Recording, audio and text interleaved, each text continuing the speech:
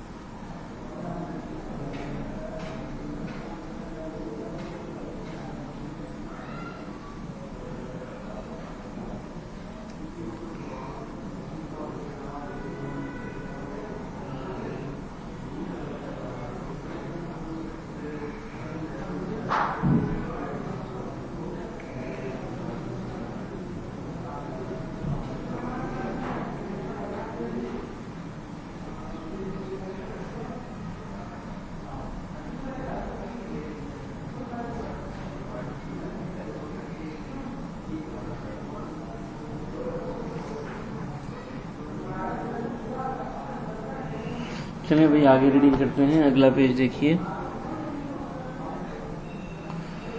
یہ دیکھیں اگلا پیج آپ حضرات کے سامنے لے آیا ہوں. یہاں سے اس پیج کی ریڈنگ کریں. 1988 میں گراں قدر لفظ کیا پڑھیں گے؟ گراں قدر خدمات. گراں قدر کا مطلب ہوتا ہے بہت قیمتی خدمات. گراں قدر مطلب بہت قیمتی، یعنی بہت اچھی خدمات کے صلے میں. صلہ کہتے ہیں بدلے میں. صلہ کیسے کہتے ہیں؟ بدلے میں ڈاکٹر رت فاؤ کو پاکستانی شہریت دی گئی. پاکستان کی شہریت مطلب انہیں پاکستانی شہری قرار دیا گیا، جبکہ وہ تھیں تو جرمنی کی نا بھائی، لیکن انہیں پھر پاکستانی شہری قرار دیا گیا. ان کی مسلسل محنت اور کوشش کی وجہ سے 1996 میں عالمی ادارہ صحت WHO ورلڈ ہیلتھ آرگنائزیشن، اس کی انگلش کا ہے ورلڈ ہیلتھ آرگنائزیشن، نے پاکستان کو ایشیا کا پہلا ملک قرار دیا جہاں جذام کی بیماری پر قابو پایا گیا، اور ہزاروں مریضوں کے بجائے چند مریض رہ گئے جن کا علاج جاری ہے. جذام پر قابو پانے کے بعد اب ان کے کلینکس میں ٹی بی اور نابینا پن کا علاج کیا جا رہا ہے. ٹی بی اور نابینا پن کا علاج کیا جا رہا ہے. ٹی بی بیٹا کھانسی کی ایک بیماری، ٹی بی کس کی بیماری؟ کھانسی کی ایک بیماری. اور نابینا کہتے ہیں اندھا ہونا. نابینا پن کسے کہتے ہیں؟ اندھا ہونا. اندھا ہونے کی جو بیماری ہے وہ نابینا پن کہلاتی ہے. چلیں یہ اب آپ کو 1 منٹ کا ٹائم ہے، یہ آپ کو پورا پیراگراف کروا دیا ہے.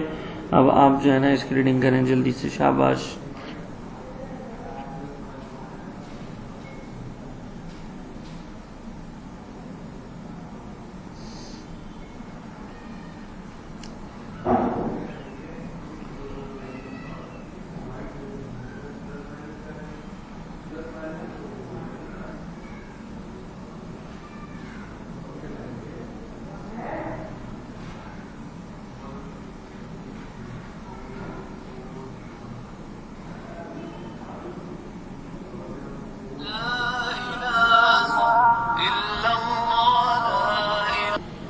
اگلا چیپٹر دیکھیں.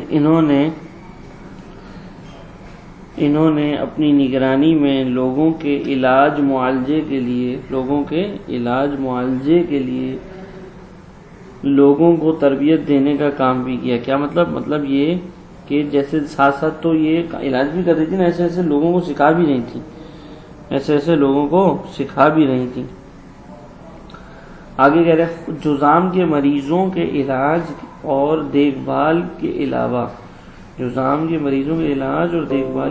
انہوں نے 2005 کے زلزلے اور 2010 کے سیلاب میں بھی لوگوں کی بہت مدد کی. اپنے ایک انٹرویو میں مسکراتے ہوئے اردو میں بتایا کہ سر پر چادر اوڑے پاکستان کے دوسرے دور دراز علاقوں میں جاتی ہوں تو لوگ مجھے پٹھان یا افغانی سمجھتے ہیں، ٹھیک ہے، اور کہتے جاتے ہیں اماں کو نہ روکو. یوں مجھے ہر جگہ جانے کی آزادی مل جاتی ہے. سب جانتے ہیں کہ میرا مقصد صرف اور صرف مریضوں کا علاج اور دیکھ بھال ہے. چلیں بھائی اگلا پیراگراف ختم ہو گیا، اس کی بھی ریڈنگ کریں. شاباش.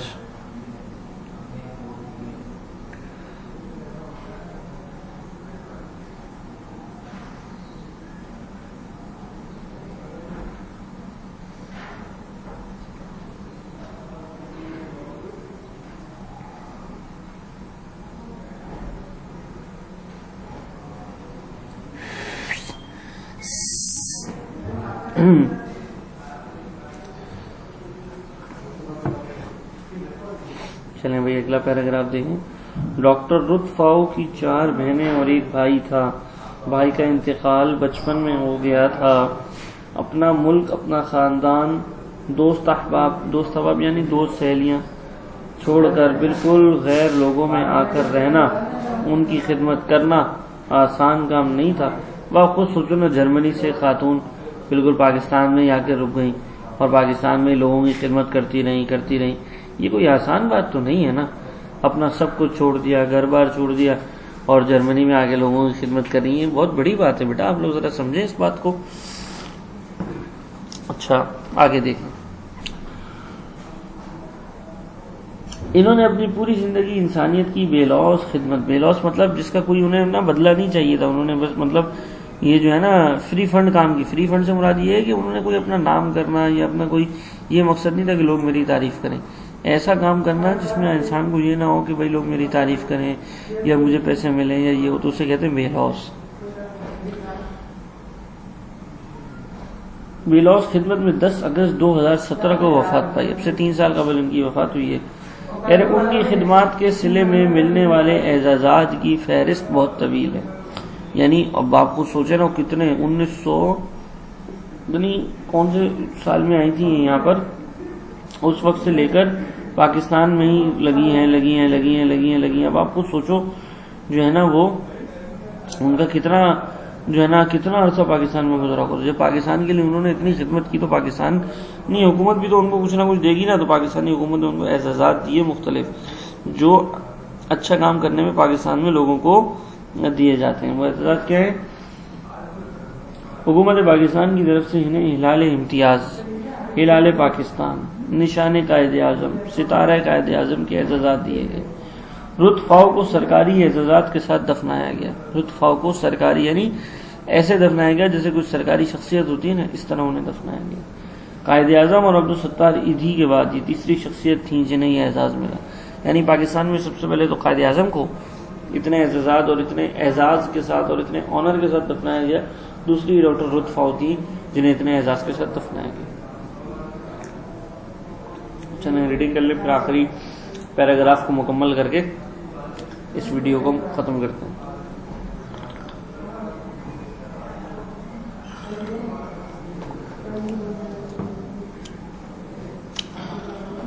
اللہ اکبر کبیرہ۔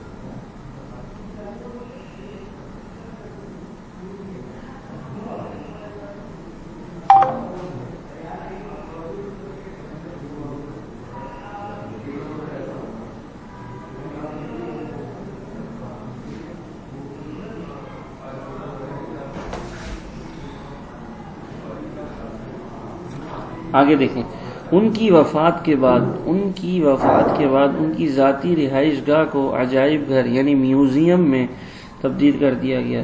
ان کی بے لوث اور مخلصانہ کوششوں کے اعتراف میں وزیر اعلیٰ سندھ نے کراچی کے سول ہسپتال کا نام تبدیل کر کے ڈاکٹر رتفاؤ ہسپتال رکھنے کا اعلان کیا، تاکہ ان کا نام ہمیشہ یاد رکھا جائے، کیونکہ جب ہسپتال کا نام ڈاکٹر رتفاؤ ہسپتال ہو جائے گا تو ہر بندہ اس کا ہسپتال کا نام لے گا تو ہمیشہ یاد رکھی جائیں گی۔